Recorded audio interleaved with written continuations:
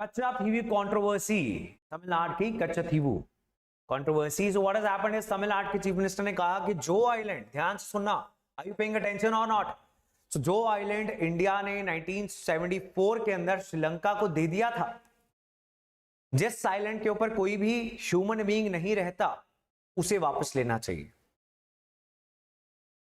Are you clear about the controversy now? That is the whole controversy. कि एक island था India और श्रीलंका के बीच में, boundaries were not very clearly demarcated, boundary नहीं बनाई गई थी अभी, और इस आइलैंड पे कोई रहता नहीं था, लेकिन इंडिया और श्रीलंका दोनों के मछुआरे, fishermen, they used to come to this island while fishing. So जब 1974 के अंदर Indian prime minister, Sri Lankan prime minister, इन दोनों ने बैठ के सोचा कि हमारी जो मैरीटाइम बाउंड्री है, समंदर के अंदर बाउंड्री क्लियर नहीं है, उसको डिमार्केट कर लेते हैं, और उसको कर लिया गया। तो कच्चाथीवू आइलैंड जो था वो श्रीलंका वाली साइड पे चला गया, लेकिन अभी तक कौन यूज कर रहा था? दोनों इंडिया और श्रीलंका के फिशर पोक। सो 1974 के अंदर एक एग्रीमेंट हुआ, 1976 के अंदर उसका फॉलो अप हुआ, और इसके तहत हमने कच्चाथीवू आइलैंड इंडिया ने दे दिया श्रीलंका को। It was a disputed territory, it was not Indian territory, it was a disputed territory, so that we have given to Sri Lanka. Now जो ट्रेडिशनल तरीका था हमारे तमिल फिशरमैन का, उनका क्या था कि वो समंदर में चले जाया करते थे मछली पकड़ने के लिए। इसके बाद जब वो जा रहे हैं तो वो इंटरनेशनल बाउंड्री को क्रॉस कर रहे हैं, which they cannot do unless until Sri Lanka permits. Indian fishermen were also using trawlers.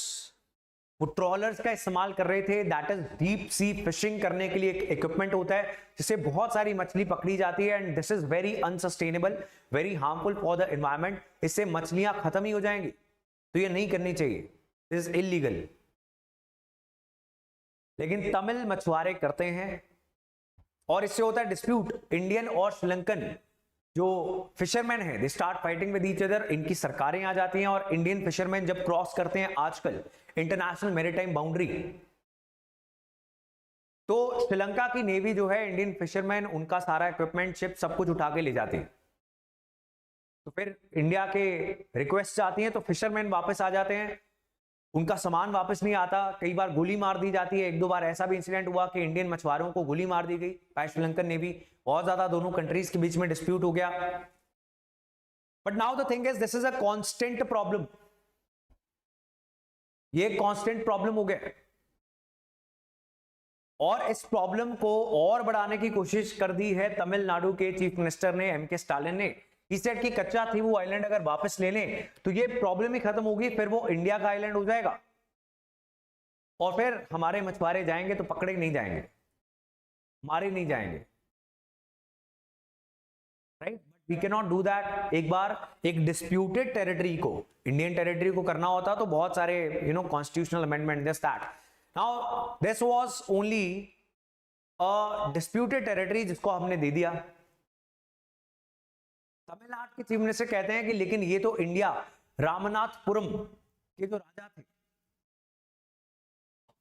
उनकी टेरिटरी थी, how can we give this to Sri Lanka? Sri Lanka से इसकी नहीं, रामनाथपुरम की अगर टेरिटरी थी तो कैसे पोर्टुगीज इसके ऊपर रूल करके चले गए for hundreds of years? So that was a disputed territory, and government of India भी यही मानती है। बार बार डिफरेंट सरकारों ने, कांग्रेस सरकार, बीजेपी सरकार, सबने 2013 के अंदर, 2022 के अंदर यही बयान दिया है कि that is a settled matter, it can not be taken back. Is it fine? Yes और नो? ये है कहानी कच्चाथीवू की। इंडिया और श्रीलंका के बीच में एक ऐसा डिस्प्यूट जो अब सेटल हो चुका है, लेकिन मछली पकड़ने वाले जो लोग हैं उनका जो डिस्प्यूट है वो सेटल नहीं होता। पिछले 10 साल से यही चलता जा रहा है। तो आपको ये रीड करना है, और इसमें जो ज्योग्राफिकल टर्म्स आएंगी लाइक पाक स्ट्रेट, इंडिया और श्रीलंका के बीच में जो स्ट्रेट है, जो रास्ता है निकलने का, दैट इज पाक स्ट्रेट। एडम्स ब्रिज क्या है, ये जितनी भी ज्योग्राफिकल टर्म्स आएंगी आपने इंडिया और श्रीलंका का मैप खोल के इस आर्टिकल को पढ़ना है, otherwise it is a waste.